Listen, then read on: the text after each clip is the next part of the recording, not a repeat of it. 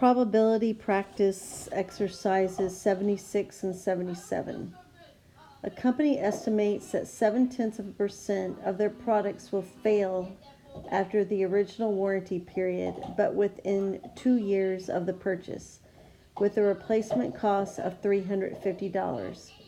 If they offer a 2-year extended warranty for $48, what is the company's expected value of each warranty sold? So we need to look at this from the company's perspective. Okay, so we're going to look at the product failing or the product not failing. Okay, so then what's going to be the gain or loss in this situation? Again, we're looking at the perspective from the company. Okay, so if this product fails, they're out $350, but remember they just sold somebody a warranty for $48, so technically they're only out $302. Okay, if the product did not fail, then they get $48. Okay, what's the probability of these things happening? Well, they told us that the probability of that item failing, they said, was 0.7%. So remember, to do that, we're going to put that over 100, and that gives us the decimal point 0.007. All right, so 1 minus that 0.007 will give us the probability that it will not fail.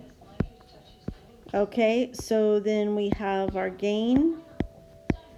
Our loss of $302 times 7 thousandths there, and then plus the $48 times the 993 thousandths, and we get $45.55. So as you see, this is a good deal for the companies to sell these extended warranties. All right, let's look at number 77. An insurance company estimates the probability of an earthquake in the next year to be, and that's going to be 13/10,000ths. The average damage done by earthquake, it estimates to be $60,000.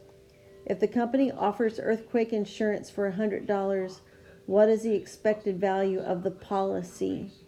So again, we are going to look at things from the insurance company's point of view. Okay, so we're going to say in this case we have earthquake and no earthquake. Okay, so they suspected that there's going to be damage of $60,000.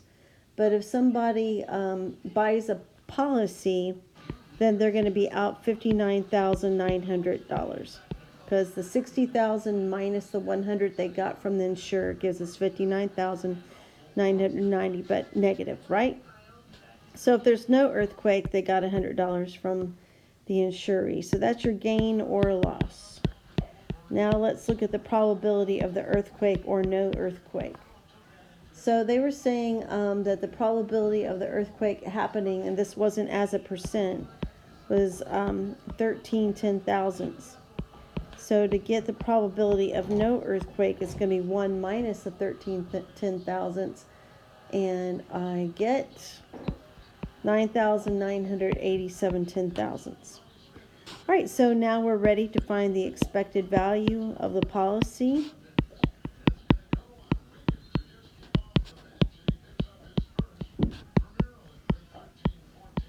All right, and so we are going to get roughly $22.